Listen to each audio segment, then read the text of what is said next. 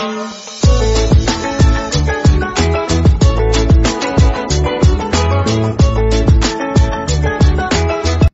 The lord. ప్రభు అయిన యేసుక్రీస్తు వారు ఈరోజు మనకు అందిస్తున్నటువంటి వాగ్దానం నెహెమ్యా 8వ అధ్యాయం 10వ వచనం.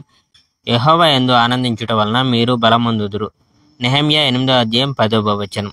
ఎజ్రా ధర్మశాస్త్రాన్ని చదవడం. ఆ విధంగా ఇశ్రాయేలీయులందరూ ఆ ఏడాది 7వ నెలలో సమావేశమయ్యారు. వాళ్ళందరూ నీటి గుమ్మం ముందర మైదానంలో ఏకమనస్కులై ఒకే మనిషి అన్నట్లు గుమికూడారు. వాళ్ళు ఎజ్రా ఉపదేశకుని మోషే ధర్మశాస్త్రాన్ని పైకి తీసి పఠించవలసిందిగా కోరారు.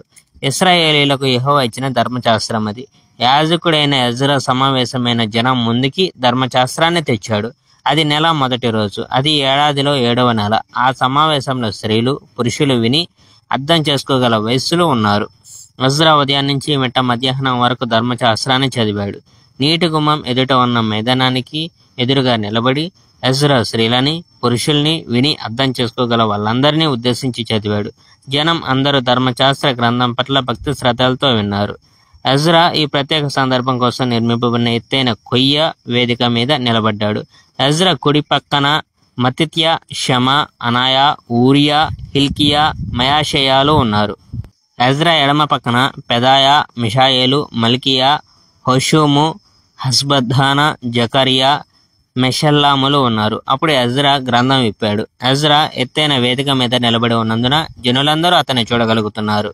ఎజ్రా ధర్మశాస్త్ర గ్రంథాన్ని తెరవగానే జనం అందరూ గౌరవంగా లేచి నిలబడ్డారు. ఎజ్రా మహాదేవుడైన యెహోవాను స్తుతించాడు. జనులందరూ తమ చేతులు పైకెత్తి బిగ్గరగా ఆమెన్ ఆమెన్ అన్నారు. తరువాత జనులందరూ నేల మీదకు వంగి నమస్కరించి యెహోవాను ఆరాధించారు. జనం అక్కడ నిలబడి ఉండగా లేవీయులు ధర్మశాస్త్ర నియమాలను జనాలకి బోధించారు. అలా బోధించిన లేవీయులు యెషువా, బానీ, షెరేబ్యా, యామీను, హక్కూబు, షబెత్తె, హుదియా, మయాషాయా, కెలిటా, అజర్యా, యజాబాదు, హనాను, పెలాయా. ఆ లేవీయులు దేవుని ధర్మశాస్త్ర గ్రంథాన్ని చదివారు. వాళ్ళు జనానికి అర్థం వివరించి దాన్ని సులభం చేశారు. చదివిన దాన్ని జనం తేలిగ్గా అర్థం చేసుకోగలిగేందుకు గాను వాళ్ళు తాత్పర్యాలను వివరించి చెప్పారు.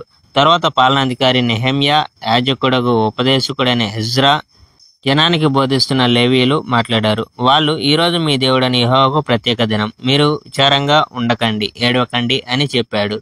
ధర్మశాస్త్రంలోని సందేశాలను వింటూ జనం అందరూ రోదన ఆరంభించిన మూలంగా వాళ్ళు ఈ మాటలు చెప్పారు. Praise the Lord. May God bless our India.